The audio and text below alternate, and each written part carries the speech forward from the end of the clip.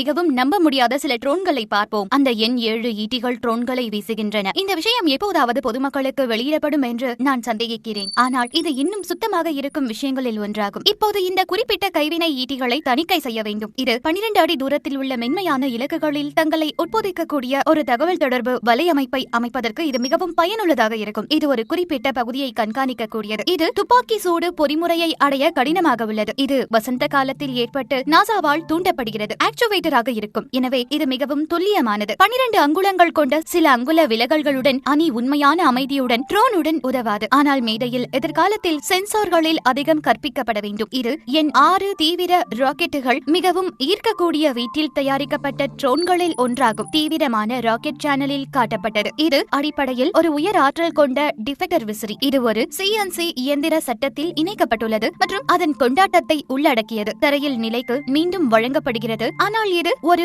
GPS திசைகாட்டி மற்றும் வஞ்சகமுள்ள ஃபால்கான்ஸ் style dining நன்றிகளையும் இப்போது ஒருங்கிணைக்கிறது. ஆரம்பத்தில் கைவினை பொருளில் சில சிக்கல்கள் இருந்தன. ஆனால் இது லேசான பேலோடுகளை சுமக்கக்கூடும். மேலும் இது ஒரு வீட்டில் தயாரிக்கப்பட்ட மல்டி காப்டரை காட்டிலும் சற்று பாதுகாப்பானது. எனவே சரிபார்க்கவும். மசோதாவின் விரிவான முறிவுக்கான எனது விளக்கத்தில் அசல் இணைப்பு. இப்போது நாம் சற்று விரைவாக எதையாவது பெறுகிறோம். அதை ரேசர் என்று அழைக்கப்படுகிறது. இப்போது பேசிக் கொண்டிருந்தது வான்மொழி வாகனங்களின் அரங்கில் இறங்கியுள்ளது. மேலும் அவர்கள் 300 குதிரை திறன் கொண்ட சூப்பர் சார்ஜ் செய்யப்பட்ட ஹெலிகாப்டரை காட்டியுள்ளனர். இது பல உந்து விசை அமைப்புகளை பயன்படுத்துகிறது. முறுக்கு சமநிலையில் எல்லாவற்றையும் கையாளவும் பனிப்பெண் காத்திருப்பது அதிவேக விமானங்களை இயக்குகிறது. ஆனால் அதிகாரப்பூர்வ அதிக வேகம் எதுவும் இதுவரை கோரப்படவில்லை. ஆரோக்கியம் ஏன்? அவர்கள் பைத்தியக்காரத்தனமாக அதை உருவாக்கினார்கள். மேலும் அவர்கள் வீட்டோ வாகனங்களை உருவாக்க சோதனை முடிவுகளை பயன்படுத்த திட்டமிட்டுள்ளனர். இப்போது அந்த நிறுவனங்களின் பட்டியலில் பின்தொடரப்படுவதாக தெரிகிறது. எனவே இது உண்மையில் நமக்கு கிடைக்கும் விமானத்திற்கு ஒரு பைத்தியக்காரத்தனத்திற்கு வழிவகுக்கிறதா என்று காத்திருக்க வேண்டும். எண் 4 இது பேய்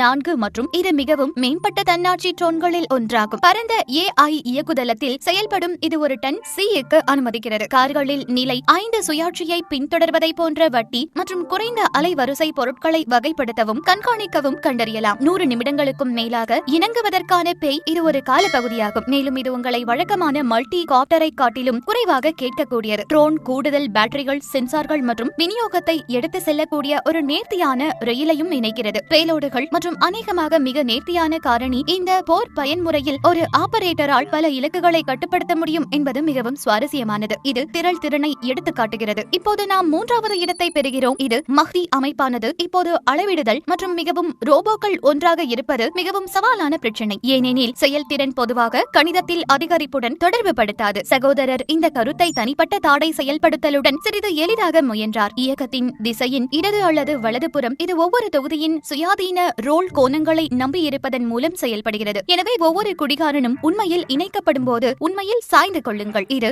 டிராகன் ஜோன்ஸ் போன்ற இன்னும் கொஞ்சம் முன்கூட்டியே முன்னேறக்கூடும். ஏனெனில் இது பிரிக்க முடியும். ஆனால் அதிகரித்த தெரிவு நிலை மற்றும் பேலோடுகளுக்காக இது ஒன்றிணையலாம். இது ஒருபோதும் மோசமானது என்று கற்பிக்கப்படுவது புதிய வகை திரள் ட்ரோன்களுக்கு வழிவகுக்கும். அவை இதற்கு முன் கருத்தரிக்கப்படவில்லை. எனவே திரள் ஒருங்கிணைப்பு மற்றும் நான் நினைத்தேன் என்று நினைத்த ஒரு அழகான தேவைகள் உள்ளன. ஆனால் ட்ரோன் தொழில்நுட்பத்தை உண்மையில் மேம்படுத்த போகிறது என்று நான் நினைக்கும் மற்றொரு வேதனையான விஷயங்களும் உள்ளன. மேலும் இது ஒரு திறன்களை மார்பிங் செய்வது நீங்கள் செய்யக்கூடிய ஒரு வழி. இதை அதிகரிக்கிறது. இந்த குறிப்பிட்ட கைவினை பொருட்களில் சிறகுகள் கொண்ட விமானத்தின் செயல்திறன் வால் இரண்டும் 3D அச்சிடப்பட்ட லட்டிலிருந்து தயாரிக்கப்படுகின்றன. இது ஒரு மெல்லிய தோலில் மூடப்பட்டிருக்கும். இந்த பேனல்கள் தெர்மா பிளாஸ்டிக் பொருட்களிலிருந்து தயாரிக்கப்படுகின்றன. அவை இரண்டின் உட்புற கட்டமைப்பிலும் மொழிபெயர்க்கப்படுகின்றன. ஏரோ டைனமிக் மென்மையான மேற்பரப்பு மாதிரி தொகுப்புகள் 8 சர்வோ மோட்டார்கள் மூலம் கட்டுப்படுத்தப்படுகின்றன. மேலும் இது 48 மில்லிமீட்டருக்கு மேல் திசை திருப்ப அனுமதிக்கிறது. இப்போது இந்த வகை மார்பின் திறன் கைவிலக்கு அதிக எரிபொருள் திறனையும் சூழ்ச்சி தன்மையையும் அதிகரிக்க செய்யலாம். ஆனால் இது பெரிய அளவில் செயல்படுத்தப்படுவதற்கு இன்னும் நீண்ட தூரத்தில் உள்ளது. பயணிகள் விமானம். எனவே மீண்டும் ஒரு முறை நான் இன்னும் கொஞ்சம் உச்சரிக்க போகிறேன். ஸ்கைடியோ செயல்பட்டால் உங்களின் பெரும்பாலானோருக்கு ஆய்வு உண்டு. இந்த ட்ரோன்களை பற்றி கேள்விப்பட்டேன். இப்போது